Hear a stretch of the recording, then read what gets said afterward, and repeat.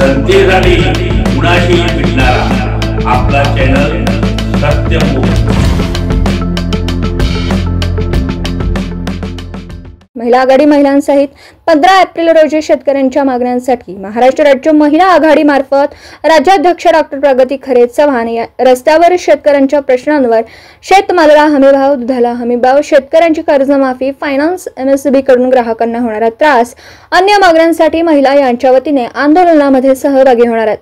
या महिला आघाडीला राज्यातील अनेक संघटनांनी पाठिंबा दर्शवणार असल्याचं चित्र दिसतंय।